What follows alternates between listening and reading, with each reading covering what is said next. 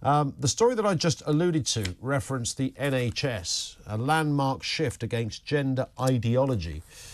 This is the NHS declaring the NHS set to declare that sex is a matter of biology and will hopefully see common sense return to the UK's medical industry. Changes to the Health Service's constitutions proposed by ministers will see trans women banned from women-only wards for the first time, alongside giving women the right to request a female doctor if they require intimate care.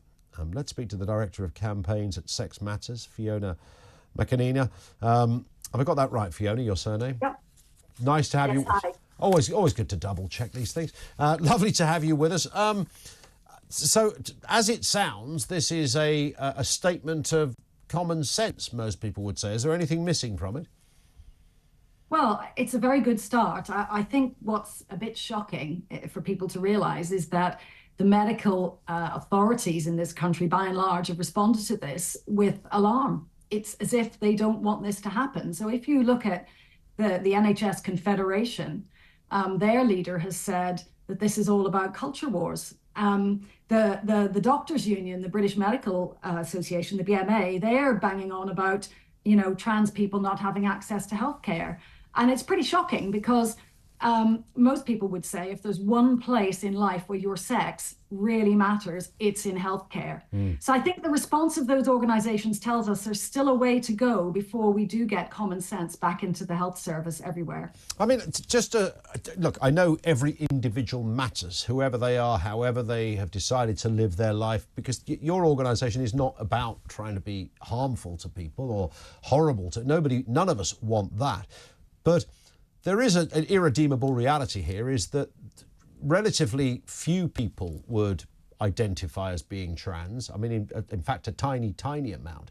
So whilst I wouldn't want to in any way say anything about those people in this context, why would the medical industry be so animated about this, bearing in mind it's something that probably never crosses any of their radars at any point in their medical career?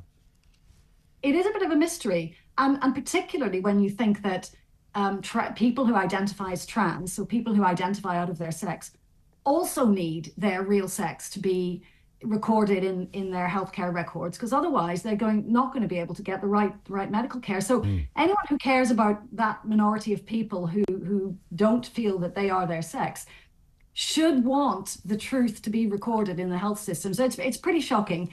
I think what's happened is that a small number of people have driven these policies throughout the system, and most people just didn't really know it was happening, perhaps didn't understand the implications. Yeah. So, the wards thing is one thing where we've heard about medical staff, often senior nurses in wards, with a real problem because the policy tells them that a male who says that he's a woman must be put in a female ward. And at the same time, they can look and see that there are women in that ward who really shouldn't have to share with a male person. So it's all very well in theory, but in practice... that is a very real situation, because there could be all sorts of circumstances why a woman is in hospital, and the idea that she might be in a bed next to a biological man, or even a man that hasn't even, just to amp the point into a more graphic sense, a man who hasn't even got to the stage of even looking like a woman, so still looks like a man, but identifies as a woman.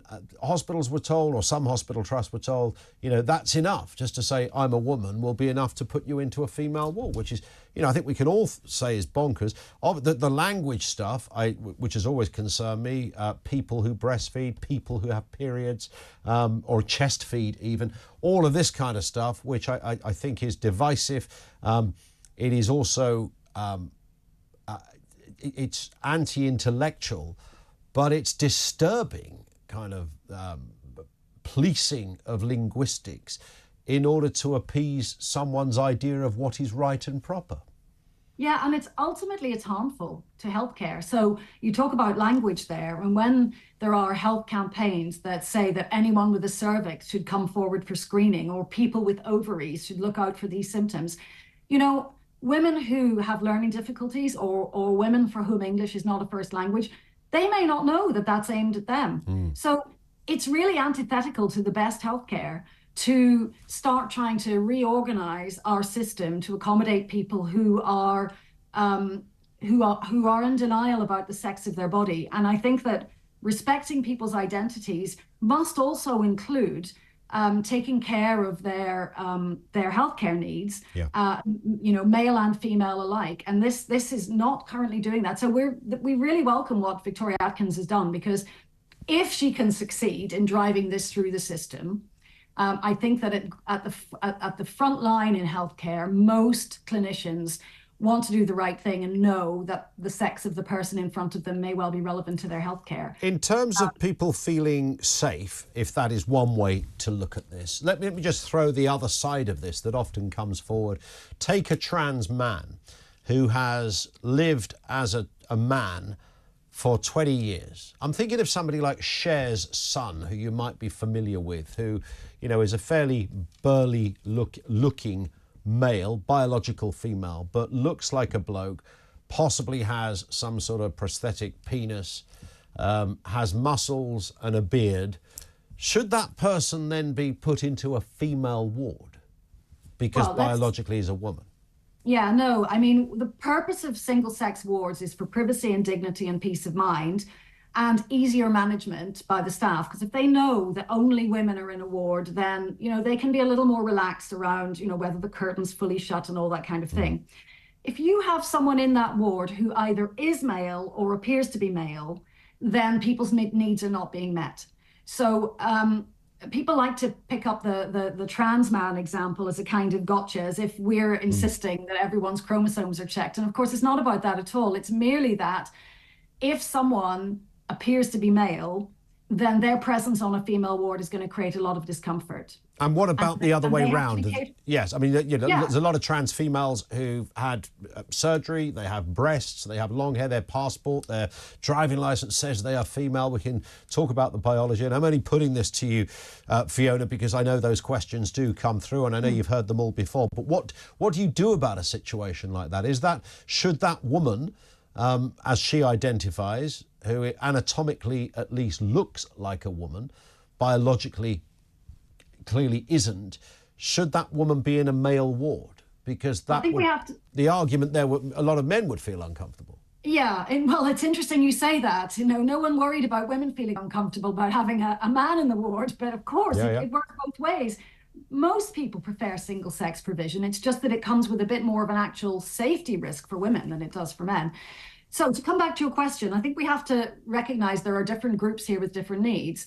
The first group is that the majority who are female in a female-only ward must have female-only provision. So that trans-identifying male you described, no matter how convincing they look, they don't belong in a female ward. And I would say whether they've had surgery or not is somewhat irrelevant, because we really don't want to be looking at other people's genitals in hospital, and we don't want other people looking at ours. So it's clear, and the proposals propose that the provision has to be made for someone who doesn't fit, whether that's a born male who looks like a woman. I would say that mostly we can still recognize male people, but that's not really the point. The point is that the staff should be free and the patient should be free to have absolute confidence that the single-sex ward is truly single-sex. Indeed. Fiona, listen, thank you for that. And that's Fiona McAnena, who is Director of Campaigns at Sex Matters.